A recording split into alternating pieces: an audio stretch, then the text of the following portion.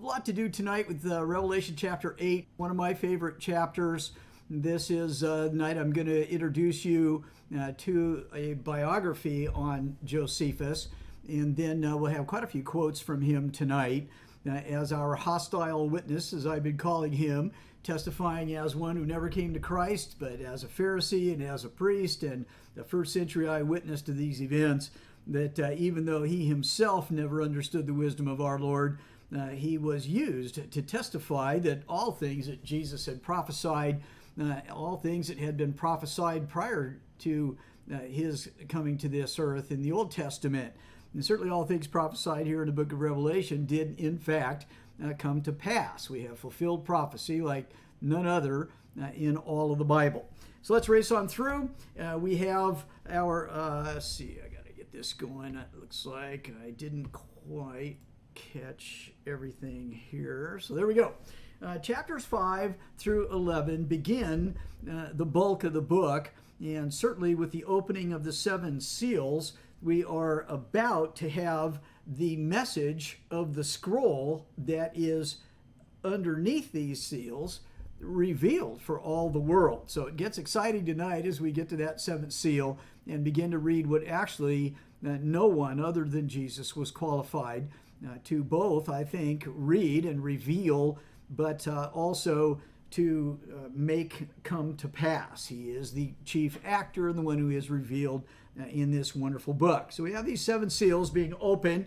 You saw this chart last week. Chapters 6 through 11 are all about the opening of those 7 seals, and particularly the bulk of them will be in the latter chapters of that grouping, since chapter 6 opens 6 of the seals in very rapid succession, but the 7th one that'll tell us what's in the book itself, allow us to look into that book, is not opened in that first chapter as Jesus opens these seals.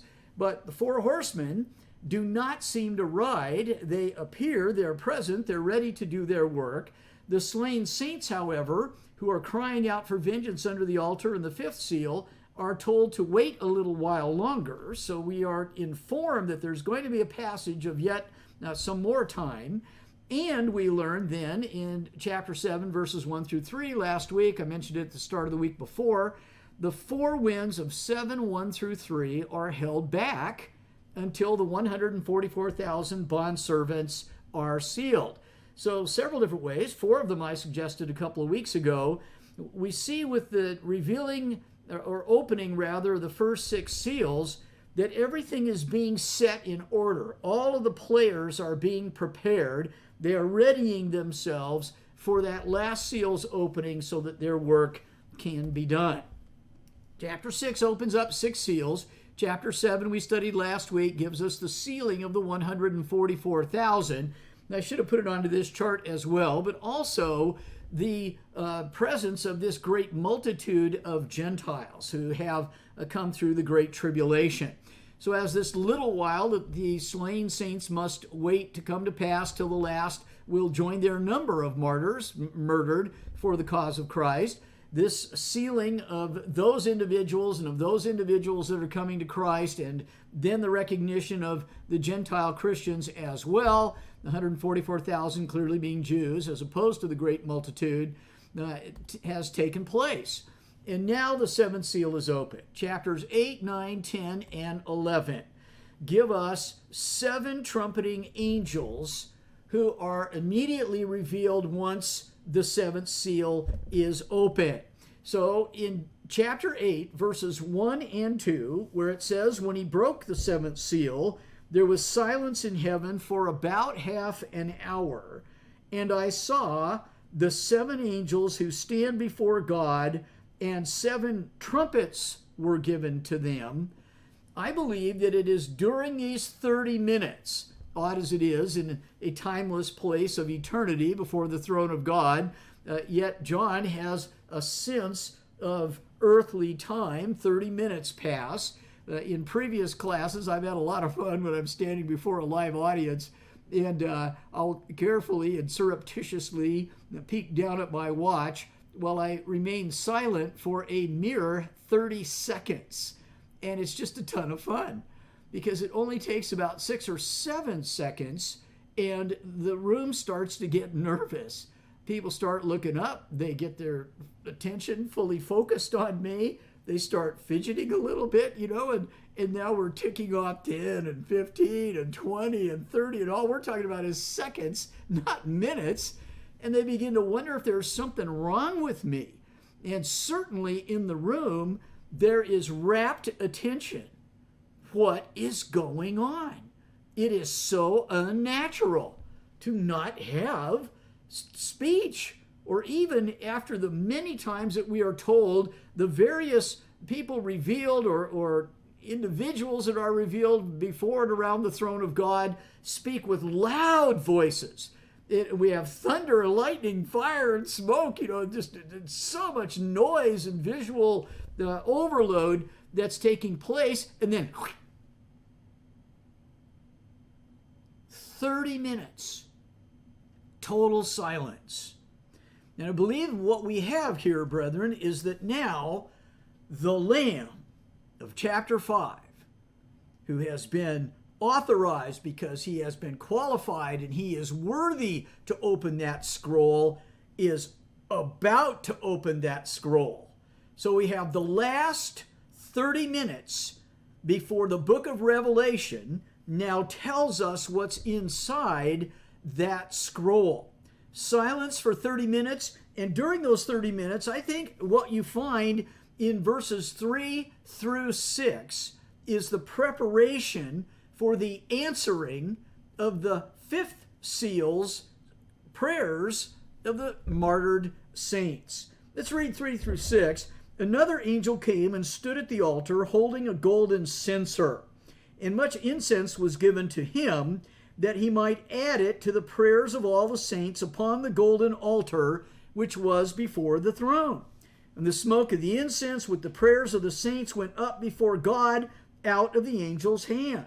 The angel took the censer and he filled it with the fire of the altar and threw it to the earth. There followed peals of thunder and sounds and flashes of lightning and an earthquake. Well, brethren, I've just put up on the screen the fifth seal. When the Lamb broke the fifth seal, I saw underneath the altar, which we were told is there before the throne of God, underneath that altar, the souls of those who had been killed because of the word of God and because of the testimony which they had maintained. And they cried out with a loud voice, saying, How long, O Lord, holy and true, will you refrain from judging and avenging our blood on those who live on the earth? And a white robe was given to each of them. They were told they were to rest for a little while longer until their fellow servants and their brothers who were to be killed even as they had been was completed also. In these verses now, chapter 8, verses 3 through 6, that prayer is directly answered. An angel came, stood at the altar. He had a golden censer. Much incense was given to him. It was added to the prayers of all the saints on the golden altar, which was before the throne. So apparently above their heads, now he adds incense, apparently intercession, given to him that he might add it to the prayers of the saints on the golden altar before the throne. The smoke of the incense ascended from the angel's hand with the prayers of the saints before God. They want vengeance, these early martyrs, for their suffering and their death. The angel took the censer, filled it with the fire of the altar, so now it couldn't possibly be more closely associated with the prayers of the saints on that altar. Sent it from the angel's hand with the prayers of the saints before God. He took the censer, filled it with the fire of the altar, hurled it to the earth, and there were peals of thunder and sounds and flashes of lightning and an earthquake. It's just cataclysm that now is unleashed. And it seems to me just unavoidably, the only conclusion we can draw is that the little while has expired in the vision, the time has passed, and the last of the first century martyrs has died. There is waiting no longer. And in chapter 8 and verse 7, then the first sounded. The first of the 7 trumpeting angels, which we'll be hearing about all the way through chapter 11 to conclude the first half of this book, is the unleashing of the message and the punishment the requested vengeance in the scroll that only Jesus can bring to pass. The first angel sounded, and there was hail and fire mixed with blood, and it was hurled to the earth, and a third of the earth was burned up, and a third of the trees were burned up, and all the green grass was burned up. So what does this represent? Obviously, a great deal of specificity here. It is a sign, it is a symbol, it is a figurative representation of some literal, actual, physical, material, space-time continuum actions that will take place upon the earth in answer to the prayer for vengeance. And we have, I think, conclusively proven, demonstrated from numerous places in the Old Testament and from many, many places in the New Testament as well, in very lengthy passages in both the Old and New Testament, that Old and New Testament is prophesying that only one city can be guilty for all the blood of the apostles and prophets, all the blood of the saints. That city is named. We are told what generation it's going to be in both the Old Testament and the New Testament, which we studied in, 19 or more lessons to prepare for this chapter, to prepare for the following chapters here in the book of Revelation. All of those prophecies are now soon to come to pass. They are a part of the scroll now open to be executed by Jesus upon those who killed these saints. So we have hail and fire mixed with blood hurled to the earth. We've talked about that word gas. We've seen how it's better translated land and often is. Land of Israel, land of Naphtali, tribal lands in the land of Israel is the way that's used in the Bible, that word. So it's not a third of the planet that's burned up. It's a third of the land of Israel that's burned up. Green grass, etc., the trees that this symbol represents. Now, when we get into Josephus here in just a minute, I think we will see such extreme similarity as to force upon me and then be confirmed year after year after year as I get deeper and deeper into Revelation and into the wars of the Jews particularly, though Josephus' other book, Antiquities, helps somewhat too. Wrote 4 books, but there's 2 that matter to us here. We see in the prophetic imagery of Revelation direct and correspondingly similar physical actions that took place. Galilee is about 1/3 of Israel. It is the northern third of Israel. It is the area into which Vespasian, the general, after the failure of Cestius Gallus earlier, which allowed time for the saints to obey Jesus and flee the city of Jerusalem, it is now the coming of the Great War. Cestius foolishly failed when he could have taken Jerusalem. Now he cannot. Vespasian then is replacing Cestius under the orders of Nero, the famous and despicable Nero. And Vespasian now comes in from the north. Vespasian arrives with massive numbers of troops. He arrives with every kind of military ordinance of the time. He comes then with huge force beyond that of the earlier Cestius Gallus.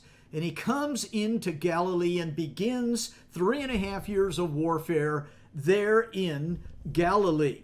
So what I'd like to do tonight is first read, with regard to verse 7, a combined biography which I got from Steve Mason's excellent book in 2002 entitled Josephus and the New Testament.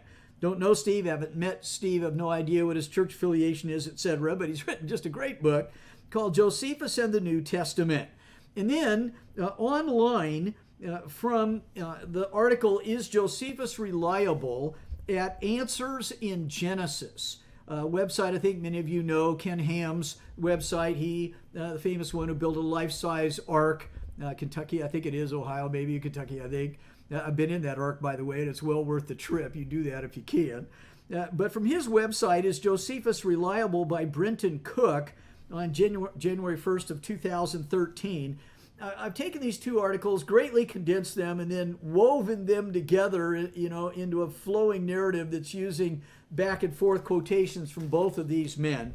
We're going to do a lot of reading tonight from Josephus, but let's try to understand something about the man beyond the bits and pieces I've mentioned about him earlier. So using these two men, we have this.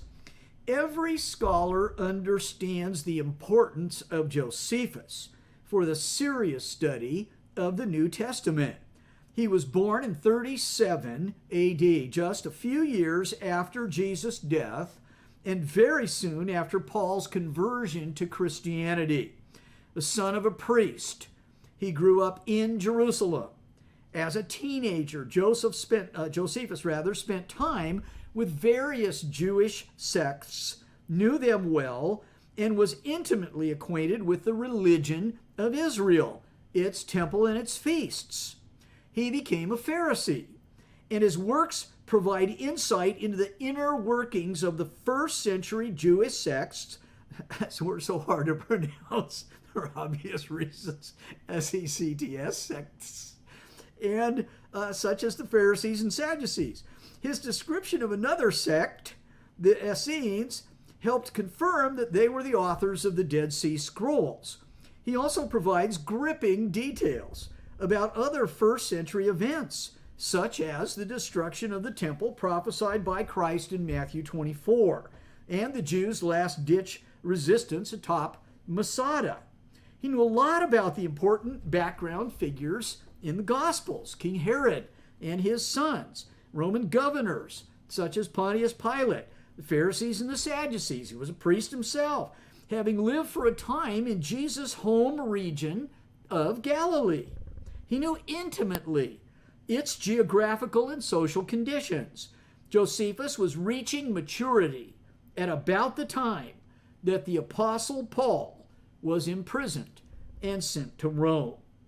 He later observed the Jewish revolt from the front lines, a military commander in the Jewish resistance and an eyewitness to Jerusalem's destruction in AD 70. When he was captured, he got to see the other side, that is the Roman side as well as the Jewish side.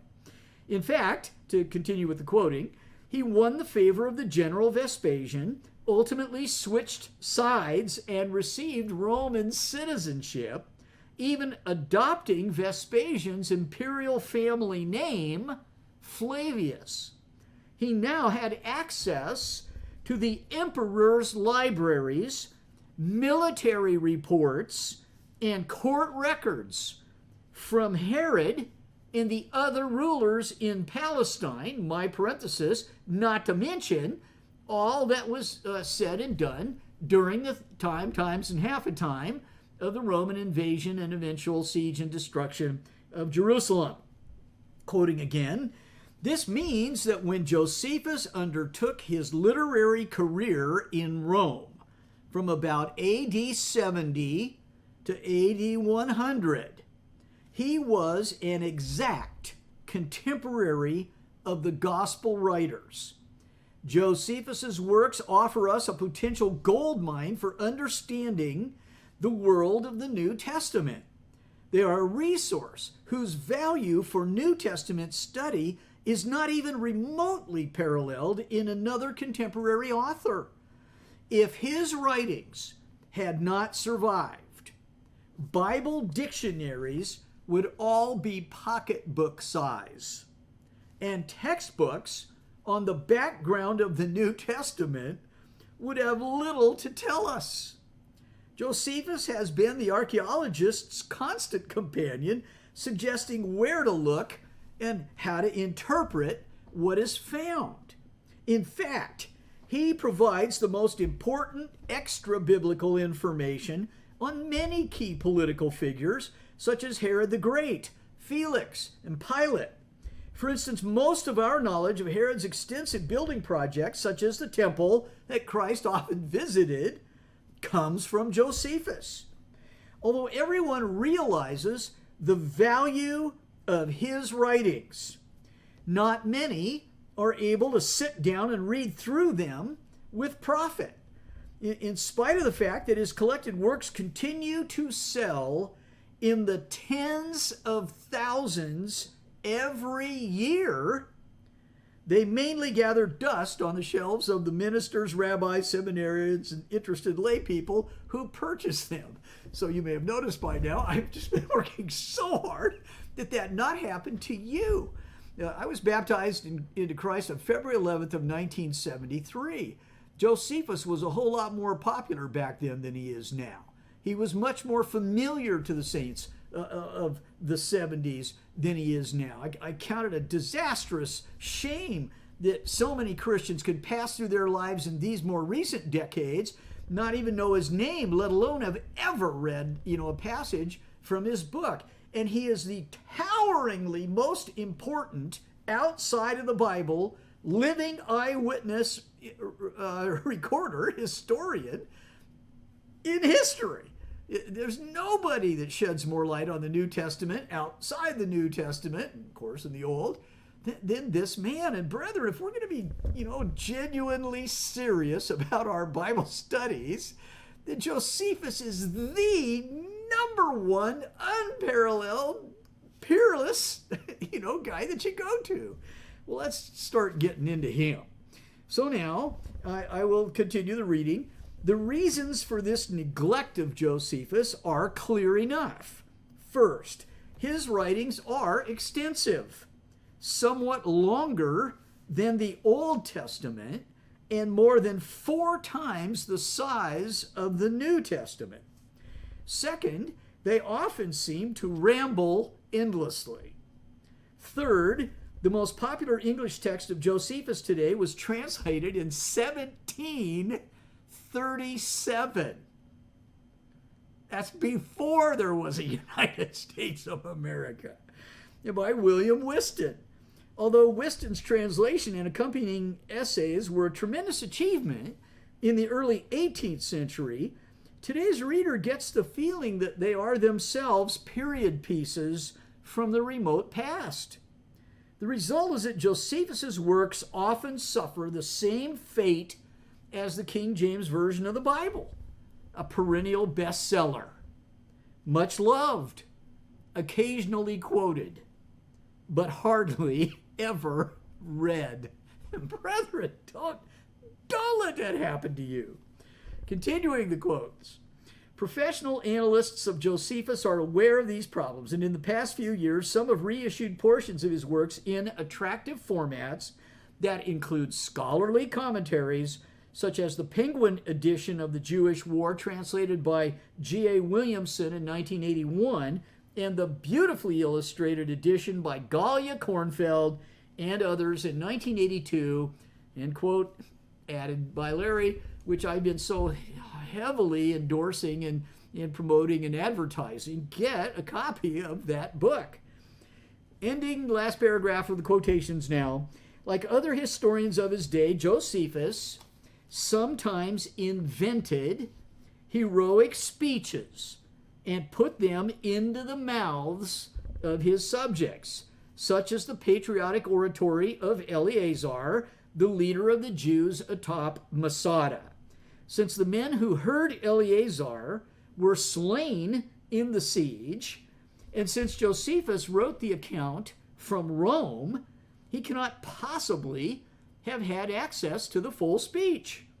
Few ancient historians were careful about numbers and statistics either.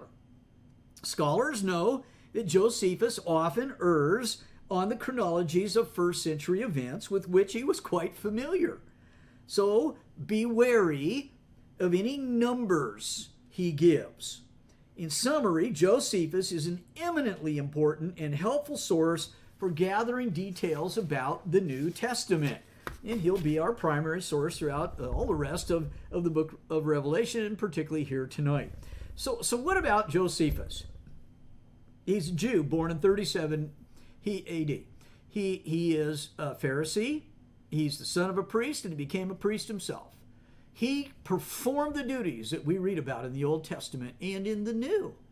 He fought as a general for the Jews against the Romans. And his stories about Jotapata and Gamla, or sometimes read as Gamala, where I've been a couple of times, and you can see life-size replicas of some of the siege engines that were used on that occasion before Vespasian even began the last of the assaults on Jerusalem itself. This Galilean region is where Josephus functioned as the general for the Jews and was defeated, defected, joined the Romans, adopted family in Vespasian himself. But while I see him, as all scholars do, as an extremely trustworthy source, at the same time, he's kind of flaky sometimes. He seems to inflate numbers. And so people really wrestle with, how accurate is Josephus? And brethren, I'd suggest that he's highly accurate, seeing that he was an eyewitness from among the Jews, but he was commissioned and paid nicely by the Romans, and especially directly and personally in the household he lived of Vespasian, the general that was responsible for the fall of Jerusalem. He has to be analyzed first and foremost, not by the scholars of our day, but risking his own neck, the Jewish brethren that he lived among, and the Romans that he served under. His writings can't be too far off because they're being, edited by the two principal parties that are involved in this. So here's what I would suggest when it comes to chapter 8 and verse 7. We have the prayers asking of the saints asking for vengeance on the only possible city that vengeance can be wrought upon. Jerusalem, according to all the Old Testament and New Testament prophets. And now, the first of the trumpeting angels sounds. After Cestius Gallus' failure, the seven seals are unfolded. The rebellion's been going on for some time. And now the scroll is open for Jesus to wreak havoc on Jerusalem in answer to those prayers, as he prophesied and said he would. He's coming to do that. And the first thing we get is fire and hail mixed with blood thrown to the earth, and a third of the earth burned up, a third of the trees burned up, and all the green grass burned up. So let me read, as you can see the notations here, from Book 3, Chapter 4, paragraphs 1 and 2, and then from Book 3, Chapter 7, paragraph 9. I'll just read right through that amount of material, about half as much of what I just read on the bio. 3:4:1. The auxiliaries which were sent to assist the people of Sepphoris, or in Galilee, being 1,000 horsemen, 6,000 footmen, under Placidus the tribune, pitched their camp in two bodies in the great plain. The foot were put into the city to be guard to it, but the horse lodged abroad in the camp. These last, by marching continually one way or another and overrunning the parts of the adjoining country, were very troublesome to Josephus and his men. They also plundered all the places that were out of the city's liberty and intercepted such as durst, 1737 translation from William Whiston, go abroad. On this account it was that Josephus marched against the city, as hoping to take what he had lately encompassed with so strong a wall, before they revolted from the rest of the Galileans, that the Romans would have much ado to take it, by which means he proved too weak and failed of his hopes, both as to the forcing the place and as to his prevailing with the people of Sepphoris to deliver it up to him. By this means he provoked the Romans to treat the country according to the law of war.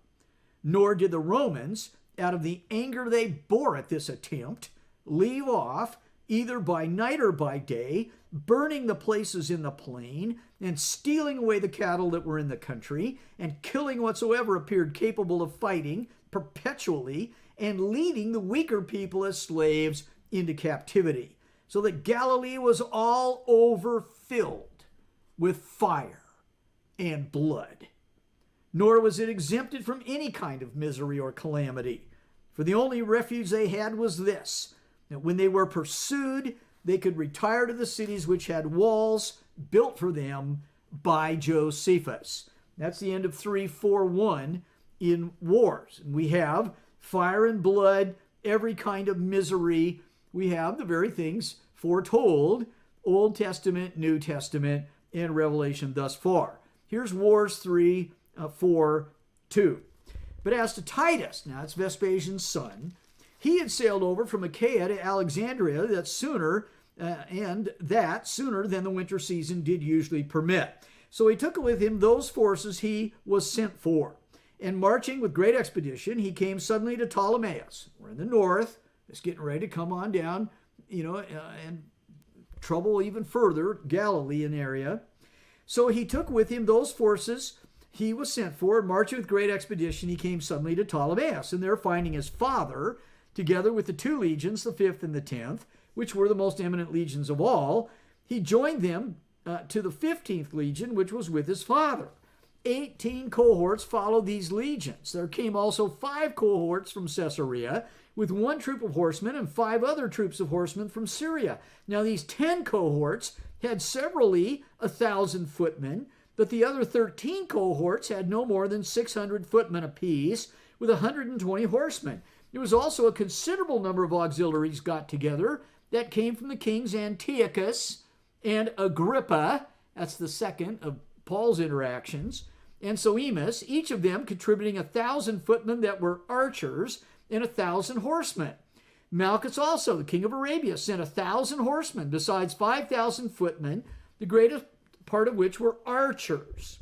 So that the whole army, including the auxiliaries sent by the kings, as well as the horsemen and footmen, when all were united together, amounted to 60,000, besides the servants, who, as they followed in vast numbers, because they had been trained up in war with the rest, ought not to be distinguished from the fighting men. For as they were in their master's service in times of peace, so did they undergo the like dangers with them in times of war, insomuch that they were inferior to none, either in skill or in strength. They were subject to their masters. Here comes 379, very short. Vespasian then sent the engines for throwing stones and darts around about the city of Jotapata. The number of the engines was in all 160. At the same time, other engines threw lances upon them with great noise, and stones of the weight of a talent, which I'll translate is about 47 pounds, were thrown by the engines that were prepared for that purpose. That's 3 different kinds of stuff-throwing engines that were just mentioned. And then it says, thrown by the engines that were prepared for that purpose, together with fire and a vast multitude of arrows, of the Arabian archers, as well as all those also that threw darts and slung stones. Brethren, the air was filled with fire. And Josephus, in other more gruesome places, discusses what a 47-pound rock will do to the human head and the rest of its body when it makes its impact. What it does is it fills the air with blood and fire. Well, what did I just read? There came hail and fire mixed with blood thrown to the earth, and 1/3 of the earth was burned up, and 1/3 of the trees were burned up, and all the green grass was burned up. And then you go and you read Josephus, and it's a symbolic representation in Revelation of a very real thing that took place, fulfilling the time especially foretold in the prophets, as well as the very events themselves. So have a look at this, and I think I will go full screen here for just a minute for you. These are various models that have been made in a number of different Bible encyclopedias that I've bought, and I took photocopies of. Here is a reconstruction of a catapult. I'm just reading. The smaller siege engine that threw heavy arrows was called catapulta, the larger one ballista. They operated in the same way as the later crossbow. The pair of vertical coil chambers was at the front, the bow being drawn back by a windlass to the required limit of tension. The bow was released by a trigger, and the bolt shot along a trough through an aperture in the front. Here are some of the actual long Roman arrowheads fired by a catapult during these years of the Roman siege. And here is the larger catapult. The largest catapults were the onagri, named after the wild ass because of its kick. They threw stones of such enormous weight that they not only crushed men and horses, but broke enemy machines. When used in siege works, they could make holes in the walls. And when used by the defenders, they could smash siege towers and wooden machines. They could be very effective against the massed ranks of attackers. Here's a photograph I took a few years back here on top of Masada. These are the actual stones that were hurled by the same Roman soldiers in 73 after the fall of Jerusalem, when the last holdout of the Jews was on top of this Masada. There's the Dead Sea that you see in the background. Well, brethren, those things, when they've come, several hundred yards through the air, will blow your body to bits. Now, this isn't directly related to the passage we were just talking about, but so you can see it, the battering rams that will be employed at various places. Masada was one, but certainly at Jerusalem as well. And the battering rams in sieges is described by Josephus in Wars 3. They're using a different reference, 2:14 through 2:18. Its effectiveness and mechanism are verified by Marcus Vitruvius, the famous Roman engineer of the 1st century BC. That's on the left. On the right, the siege towers pulled close to the besieged walls were manned by archers and by soldiers operating the battering rams. The besiegers near the walls were protected by huts or covered with hides that reflected the arrows or boiling oil that was poured from the battlements. So here's a picture of those coverings. The wheeled siege platforms were covered with ox hides for the protection of the men stationed in the machine to batter the wall.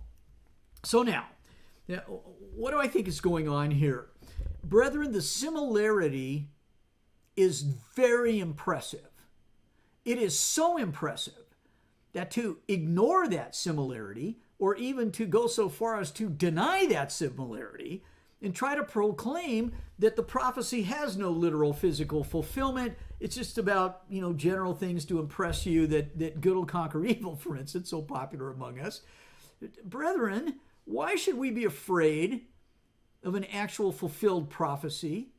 Why should we fear that it actually takes place in the time frame, a little while, that was told by the prophet?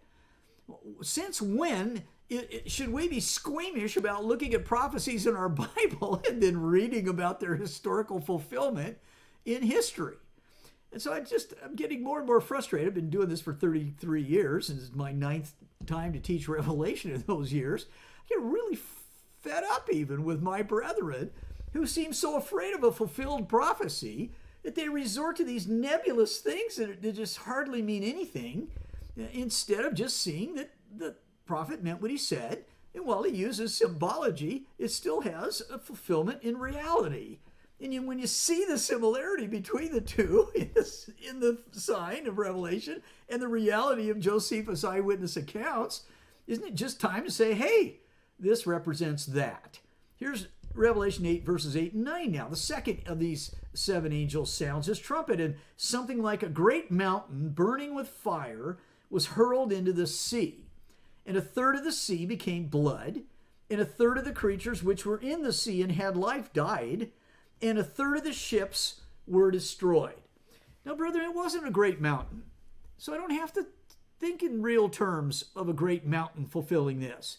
It was something like a great mountain burning with fire was hurled into the sea. Well, what could that represent?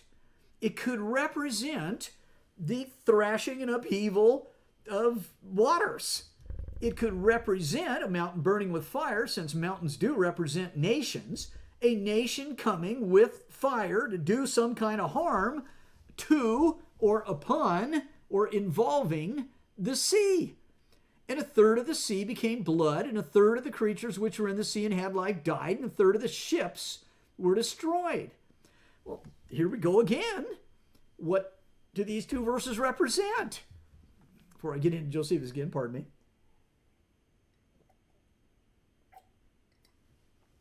me.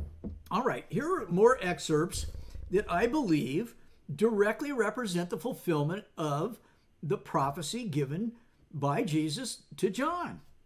Here's Josephus from Wars of the Jews. We're in book 3 this time, and chapter 9. and paragraph 3.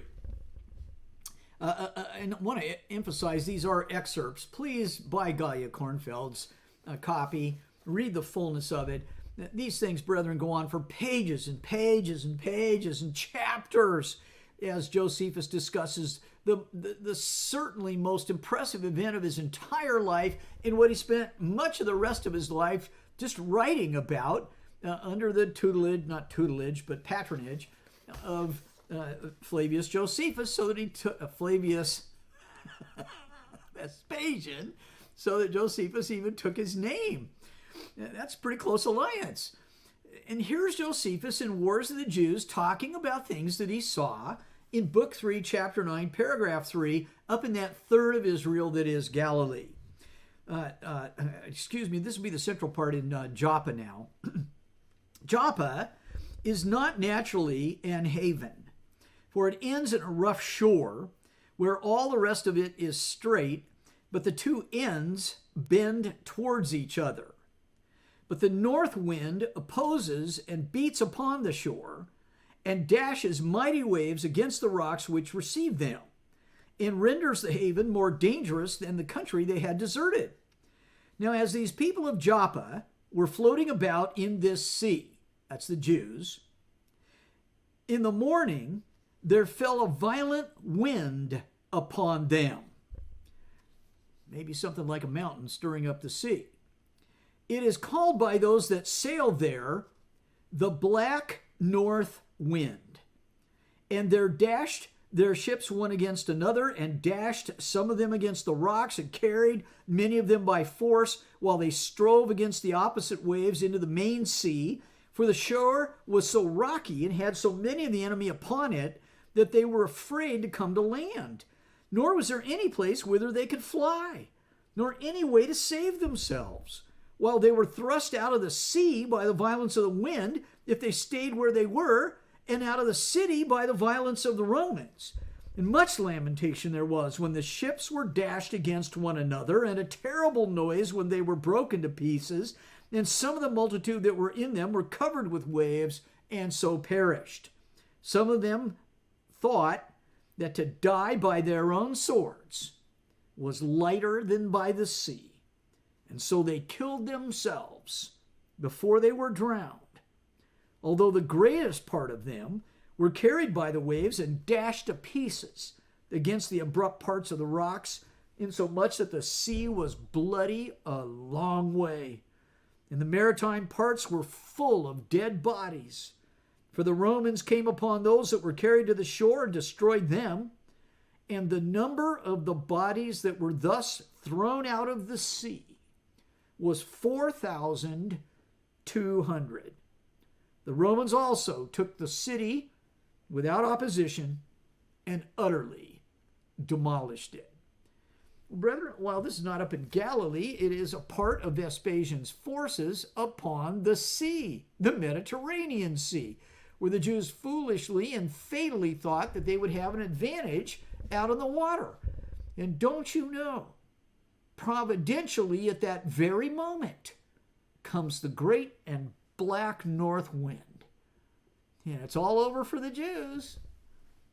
The second angel sounded, something like a great mountain burning with fire thrown in the sea, and a third of the sea became blood. A third of the creatures in the sea and had life died. A third of the ships were destroyed. There will be more naval battles. They will be on the Sea of Galilee. We'll have occasion to talk about them later in the book of Revelation, because that's later in Vespasian's campaign. We'll get to that in due time. Tonight, we come now to verses 10 and 11 in chapter 8. The third angel sounded, and a great star fell from heaven, burning like a torch, and it fell on a third of the rivers and on the springs of the waters. The star is named Wormwood, and a third of the waters became wormwood, and many people died from the waters because they were made bitter.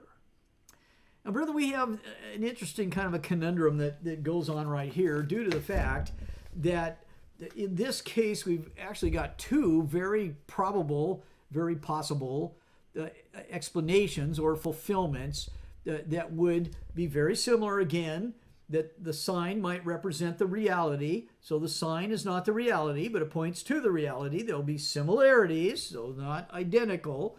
And so it's just a matter of learning how to interpret prophetic language, which I hope in several other lessons of the introductory lessons I've tried to show you how to do from the Old Testament prophets. This third angel sounds in a great star. So there's a single star and a magnificently prodigious star, a great star, falls from heaven, burning like a torch, and fell on a third of the rivers and springs of waters named Wormwood. The third of the waters became wormwood. Many people died from the waters because they were made bitter. Now, my choice of the two possibilities is that this is typical in warfare, particularly ancient warfare, but even modern, that surface waters particularly, but very often wells, very intentionally by the enemy, are poisoned, either by the presence, the massive presence of so many dead bodies decaying, unburied for weeks and months. And so I think it just has to do as a symbol of furthering warfare, and again, maybe involving Galilee, where we have many people dying and made bitter, a third of the rivers and springs, so perhaps in Galilee only, but it could be distributed throughout all of Israel. This sounds to me like that it just is the poisoning of the waters to prevent the locals from having water, and or they're just fouled because of warfare itself. But, it's tempting to go the route, and I think it's also justifiable, that Art Ogden takes, that since the star is named Wormwood, and since it is an individual star, and particularly because of the usage of stars in both the Old Testament and the New, which might give Art's view a stronger case than mine, as a matter of fact, he is taking the view that this star is used as it is in the Old Testament and the New, and even to this day, we have Hollywood stars, for instance, of noteworthy, notable, influential, powerful, perhaps wealthy people. So a star to this day is somebody that is renowned for their influence, a star politician, a star musician, a star actor, a star businessman or whatever. And then he takes it that this may be, and he's shows some hesitancy when you listen to his recordings or read the book, that this star would be Josephus himself. I think Art's got a good case. So whichever way you look at it, both of these took place in the course of the war. And I want to read now, since the fouling of waters would be easily understood, I'd like to read now some more excerpts from Josephus in Book 3, Chapter 9, paragraphs 5 and 6, which is just a small portion of the information Josephus gives of himself in the course of his being a general up in Galilee. But in Wars 3:9, 5, and 6, it reads like this. When the fate of Jotapata was related at Jerusalem, it was reported that Josephus, he's writing of himself, was slain at the taking of the city, which piece of news filled Jerusalem full of sorrow. In every house also, and among all to whom any of the slain were allied, there was a lamentation. But the mourning for the commander was a public one, and some mourned for those that had lived with them, others for their kindred, others for their friends, and others for their brethren, but all mourned for Josephus, insomuch that the lamentation did not cease in the city before the 30th day. And a great many hired mourners with their pipes, who should begin the melancholy ditties for them. But as the truth came out in time, it was found that the death of Josephus was a fiction. And when they understood that he was alive and was among the Romans, and that the commanders treated him at another rate than they treated the captives, they were as vehemently angry at him now as they had showed their goodwill before when he appeared to have been dead. He was also abused by some as having been a coward, and by others as a deserter. The city was full of indignation at him, and of reproaches cast upon him. Now listen to this. Their rage was also aggravated by their afflictions, and more inflamed by their ill success, and became a spur to them to venture on further calamities. They therefore resolved to fall on the Romans the more vehemently, as resolving to be revenged on him in revenging themselves on the Romans. End quote. Now, brother, what that is saying is that Josephus was their star general up in Galilee.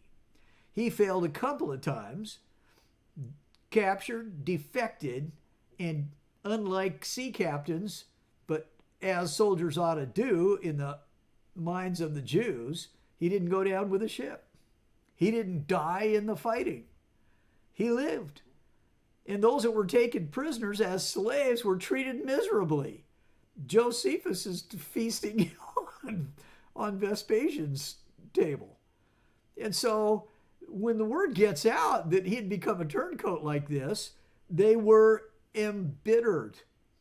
And then, out of their bitterness, motivated to try to fight even harder, which resulted in nothing more than further calamities, more of their own bloodshed. The third angel sounded, and a great star fell from heaven, burning like a torch.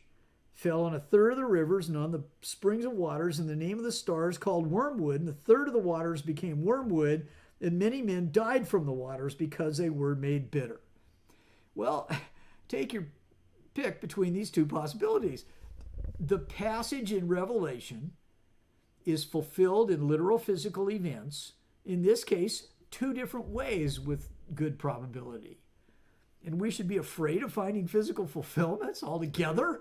We could find more than one? I think not. So I lean toward the befouling of the waters, and you may think this Josephus interpretation stronger. Well, be my guest then. What I know is that this book, Revelation, is about the fall of Jerusalem, ultimately, and the temple's destruction, as foretold so often in the Old and New Testaments. This I know with growing certainty. As every chapter unfolds, it becomes more and more until, for me, it is undeniably, unarguably true that Revelation can't be teaching anything else. It's just simply not possible.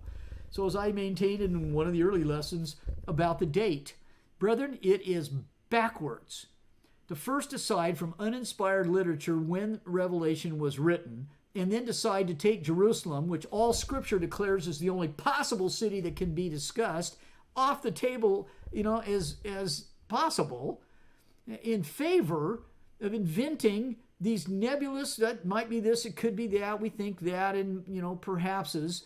I remember taking previously several classes from renowned and very capable teachers, and among churches of Christ, so my brethren, and mostly yours, and just sitting there thinking, well, this doesn't make any sense. I'm more confused than I was when I started.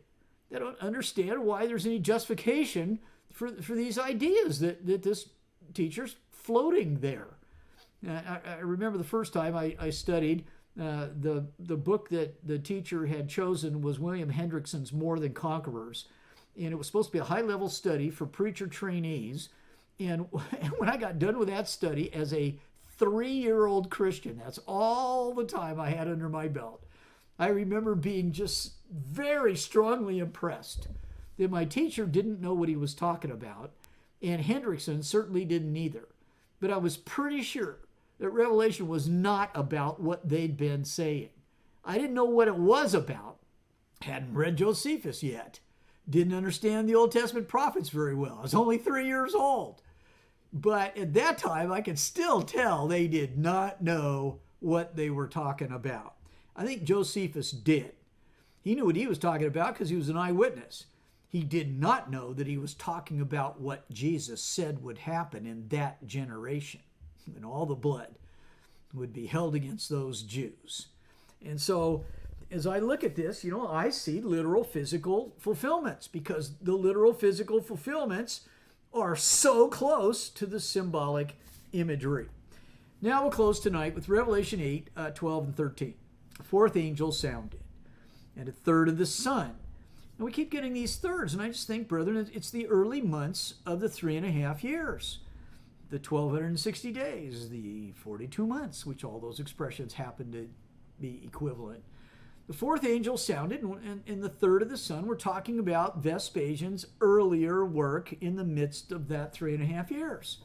A third of the sun, a third of the moon, a third of the stars were struck. And again, I think people there is a way it's used in the Old Testament, so you decide, that a third of them would be darkened, and the day would not shine for a third of it, and the night in the same way.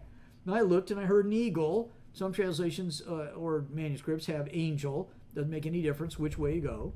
Flying in mid-heaven, saying with a loud voice, "Woe, woe, woe to those who live on the earth, because of the remaining blasts of the trumpet of the three angels who are about to sound." So, fourth of the seven angels. We're in chapter 8, the first chapter that is what all the scrolls of Revelation is about. The seventh seal is opened. Out come these angels to unfold the plan that's in the book. So what does the fourth angel represent? Now, in this case, brethren, I think what I'd like to do is just have you open the syllabus. I gave everybody either electronically or in print. The syllabus on page 36 is chapter 8, page 36. In this case, look on down at verses 12, right at the bottom there, and 13. Third of the sun, moon, and stars equals the fall of the Jewish leaders. And so once again, in concert with Art Ogden then, Josephus was certainly one of them, but we have leaders among the Jews being assassinated by other Jews. You got to read Wars of the Jews. It's just so mind-bogglingly fabulous to read this book. And so stars, literally, physically, I'm reading from my notes, have a root meaning, which is a celestial body. So the word stars is used in Genesis 1, 16, 15, 5, 22, 17, 26, 4, a host of others, in that manner. The word has a physical understanding in cosmology. But next line, it also starts with stars. Figurative or symbolic use in Scripture refers to ruling dignitaries. Now, I've got 1 minute to go. You've got all the passages. Do your homework. Study it yourself, as I've done year after year after year. So Isaiah 14, verses 3 and 4, and 12 and 13 use stars that way. Note, even at the creation, in Genesis 1, 16 through 18, literal physical stars were associated with governing the day and the night. Jesus is several times associated with a star in Numbers 24, 12 through 19, especially, so I embolden it in Matthew 2, verses 1 through 10. Twice he's the morning star in Revelation. For the tape's sake, if you don't have this, is Revelation 2:28 and 22:16.